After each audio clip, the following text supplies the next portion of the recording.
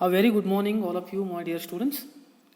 Myself, Professor S. Bhendigeri, Department of Economics, taking online classes for PUC second year commerce students. Dear students, in the last class, we will discuss about the introduction, management, and functions of Reserve Bank of India. In today's lecture, let us have a discussion on the credit creation or money multiplier, which is the most important topic for 4 marks or else a 6 marks question in the examination.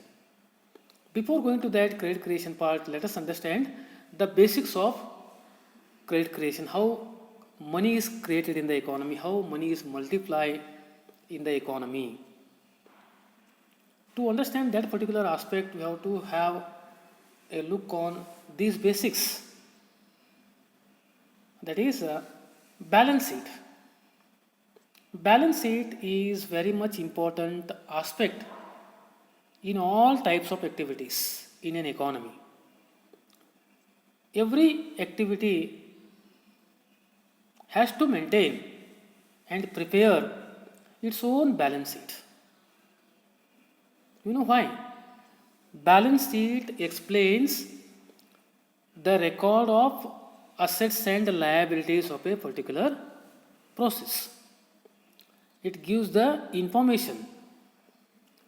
It is a mirror to bring into the notice of assets and liabilities. Okay, when we are able to understand the amount of assets and liabilities, it is very clear that we are able to understand the profit and losses of the process of activity. Okay, so to understand the loss and profit of a particular business activity or else a financial activity or else banking activity, for example, we need to prepare our own balance sheet. Okay, every activity when it comes to business or else production of different products in firms, industries, okay, or else trade and commerce, for example, banking activities, or else insurance companies, everything. All activities are very much important and they have to maintain and prepare their own balance sheets. Okay. Now, our part is what is the balance sheet of a bank over here? The balance sheet of a bank is nothing but it is a record of assets and liabilities of a firm or bank, I said. Here, the assets and liabilities are two important components or else electronic devices which are required to prepare a balance sheet. Okay. Now, let us understand what is the meaning of asset here. Assets are nothing but it is the sum of loans lending to the customers and reserves kept with banks. Okay. Assets includes both loans and reserves. Look at the equation down that meaning of assets. Assets is equal to loans plus reserves. So say for example, Bank A. It's an example to understand what is assets over here. Bank A is having rupees 100 as a deposit. If 100 rupees deposit is there in a bank A, for example,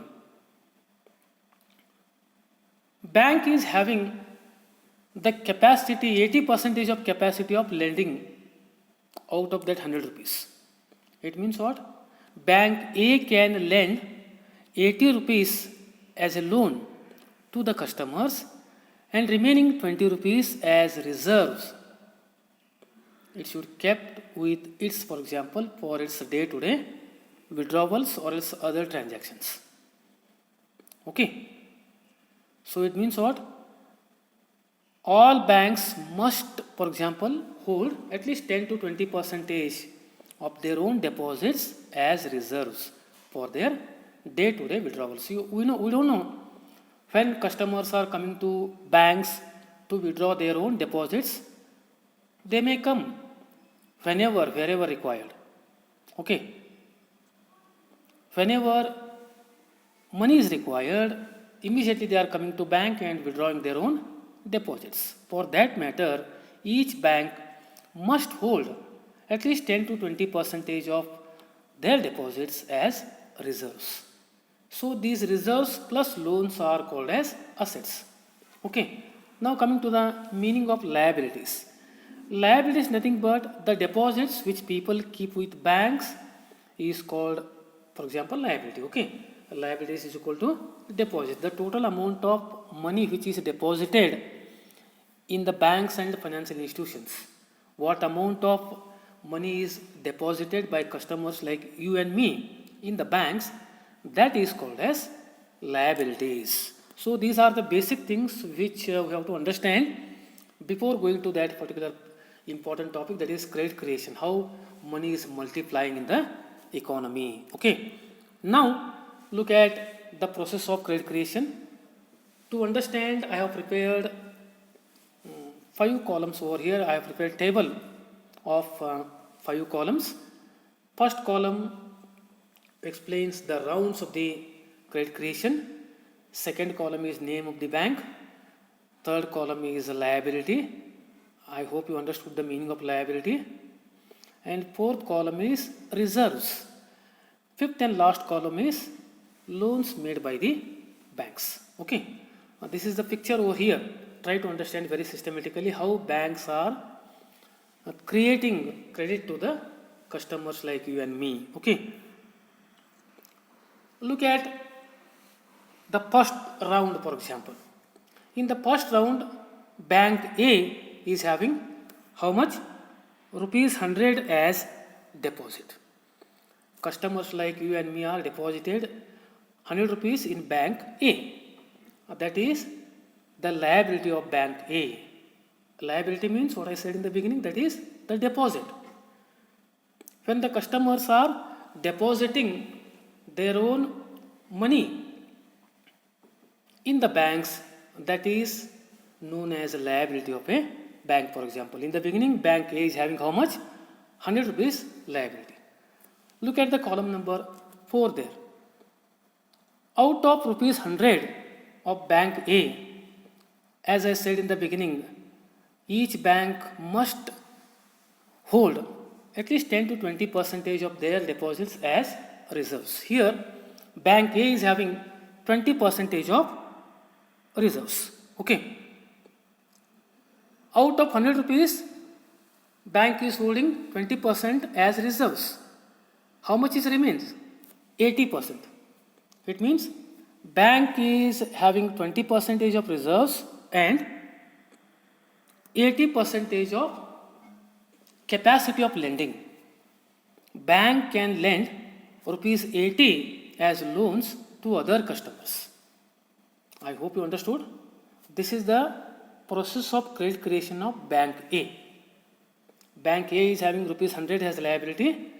It can maintain 20% of that liability as reserve, that means 20 rupees, and rupees 80 it can lend as a loan to other customers. Okay, now coming to bank B in the second round. Here, bank B is also having rupees 100 as deposit in the beginning. It is very interesting, try to understand all of you. You may ask why it is 180 here.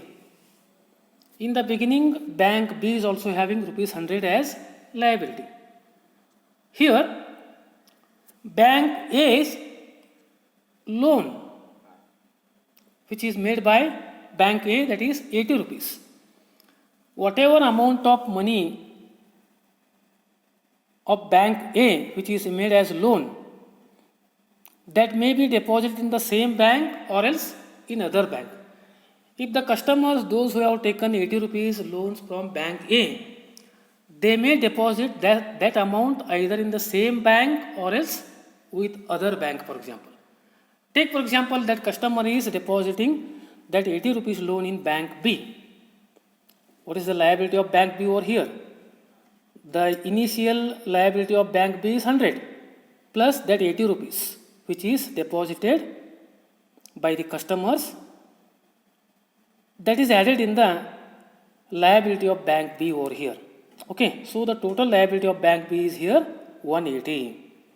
Now, out of 180, bank B is also maintaining 20% of its liability as reserve.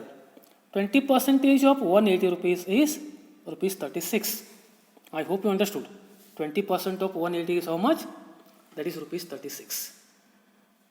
So rupees 36 is kept as reserve by bank B and remaining 144. Okay. I hope you understood. 180 minus 36 is 144. Remaining 144 is a capacity of bank B to advance loans to the customers. Bank B can advance rupees 144 rupees as loans to other customers.